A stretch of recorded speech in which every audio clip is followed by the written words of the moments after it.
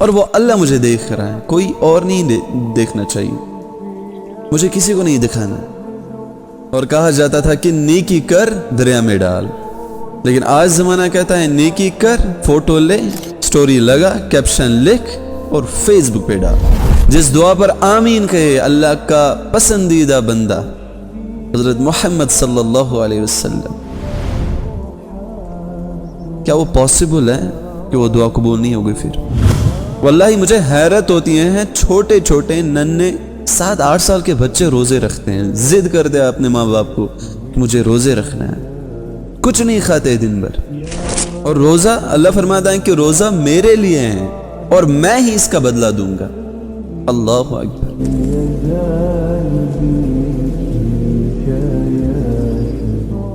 رمضان میں روزے رکھنا اللہ کا حکم ہے۔ It's an obligation, a command, an order from Allah subhanahu wa ta'ala۔ ہر مسلمان مرد و عورت پر فرض ہے رمضان میں روزے رکھنا۔ میرے بھائی اور بہنوں، ہر سال رمضان آتا ہے، ایون قیامت تک آتا رہے گا، لیکن تم ہمیشہ اس دنیا میں نہیں رہو گے۔ کوئی نہ کوئی سال ضرور آئے گا جو تمہاری زندگی کا، تمہاری لائف کا آخری سال ہوگا۔ تمہارا نام صرف یادوں میں رہ جائے گا، پھر نہ ہی تم روزے رکھ پائے گا، نہ ہی تراویح، پھر تم کچھ بھی نہیں کر پائے گا۔ رمضان انسان کو بدلنے کا ایک بہترین وقت ہوتا ہے، اور یہ مہینہ تمہیں چینج ہونے کے لیے آتا ہے تاکہ تم چینج ہو جاؤ، تم اپنی لائف چینج کرو، نہ کہ تم چینج کو پوسٹ فون کر دو باقی مہینوں کے لیے۔ اگر رمضان جیسا پاک مہینہ بھی تمہیں بدل نہیں سکتا تو پھر کون سا مہینہ تمہیں بدلے گا؟ پھر کون سا مہینہ تمہارے دل سے حسد، بغض، کینہ، نفرت، عداوت، لوگوں کی نفرت جو تم نے پال دی اپنے دل میں، پھر کون سا مہینہ تمہارے دل کو صاف و پاک کرے گا؟ اللہ نے تمہیں اسپیشل ٹائم دیا ہے، ایک خوبصورت موقع، شیطان کو قید کر دیا ہے، جنت کے دروازے کھول دیے ہیں، جہنم کے دروازے بند کر دیے۔ اس سے بڑی اپرچونٹی کیا ہو سکتی ہے تمہارے لیے؟ اس کے باوجود بھی تم اگر روزے نہیں رکھو گے، روزوں کو ضائع کرو گے، تو پھر مسئلہ شیطان کا نہیں، مسئلہ پھر تمہارا ہے۔ واللہ مجھے حیرت ہوتی ہے، چھوٹے چھوٹے ننھے 7-8 سال کے بچے روزے رکھتے ہیں، ضد کر دیا اپنے ماں باپ کو کہ مجھے روزے رکھنا ہے، کچھ نہیں کھاتے دن بھر۔ اور جو بڑے ہیں وہ بنا روزے کے دن گزار رہے ہیں، جنہیں کوئی تکلیف نہیں ہے، جنہیں کوئی عذر نہیں ہے، وہ ایکسکیوز بناتے ہیں کہ مجھے ویکنس ہوتی ہے، مجھے کمزوری ہوتی ہے، مجھے عادت نہیں ہے، مجھے کام ہوتا ہے۔ اور کچھ لوگ کہتے ہیں کہ بس دل صاف ہونا چاہیے، اب میں تھوڑی روزوں سے جنت تک پہنچوں گا۔ بے شک دل صاف ہونا چاہیے، اللہ دل دیکھتا ہے، لیکن ساتھ ساتھ اللہ فرض بھی دیکھتا ہے۔ اللہ وہ سارے حکم بھی دیکھتا ہے جو حکم اللہ سبحانہ وتعالی نے تمہیں کیے۔ بلا شرعی وجہ روزہ چھوڑنا بہت بڑا گناہ ہے، گناہ کبیرہ ہے۔ اللہ کے نبی صلی اللہ علیہ وسلم فرماتے ہیں کہ جو شخص بغیر عذر کے رمضان کا ایک روزہ چھوڑ دے، اگر وہ پھر پوری زندگی بھی روزہ رکھے تو اس ایک روزے کا بدلہ ادا نہیں کر سکتا۔ سوچو، صرف ایک روزہ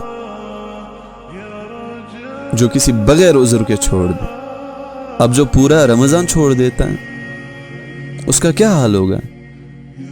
حتیٰ کہ بد دعا دی حضرت جبرائیل علیہ السلام نے کہ ہلاک و برباد ہو جائے وہ شخص، تباہ ہو جائے وہ شخص جس نے رمضان کا مہینہ پایا لیکن اپنی مغفرت نہیں کروائی۔ اور آمین کیا اللہ کے نبی صلی اللہ علیہ وسلم نے۔ جس دعا پر آمین کہے اللہ کا پسندیدہ بندہ حضرت محمد صلی اللہ علیہ وسلم، کیا وہ پاسبل ہے کہ وہ دعا قبول نہیں ہوگی؟ پھر از اٹ پاسبل کہ وہ دعا قبول نہیں کرے گا اللہ؟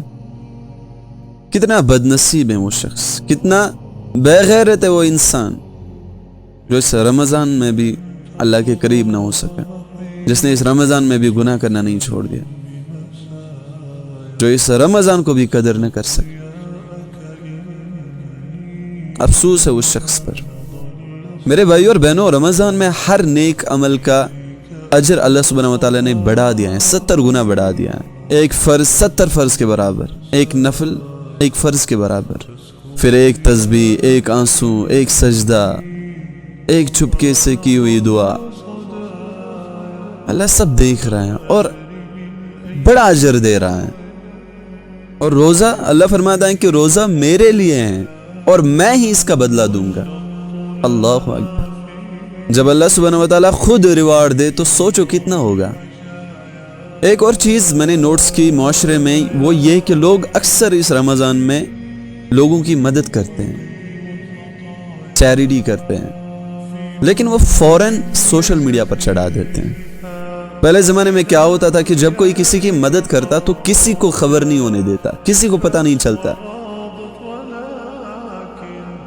ان کی نیت صرف یہی ہوتی تھی کہ بس میں اس اللہ کے لیے کسی کی مدد کر رہا ہوں اور وہ اللہ مجھے دیکھ رہا ہے، کوئی اور نہیں دیکھنا چاہیے، مجھے کسی کو نہیں دکھانا. اور کہا جاتا تھا کہ نیکی کر دریا میں ڈال. لیکن آج زمانہ کہتا ہے نیکی کر، فوٹو لے، سٹوری لگا، کیپشن لکھ اور فیس بک پہ ڈال، انسٹاگرام اور سنیپ چیٹ پہ ڈال. افسوس، مدد بھی تب تک مدد لگتی ہے جب لوگ دیکھیں. کل جو خاموشی سے دیا جاتا تھا آج اسے ثابت کرنا پڑتا ہے.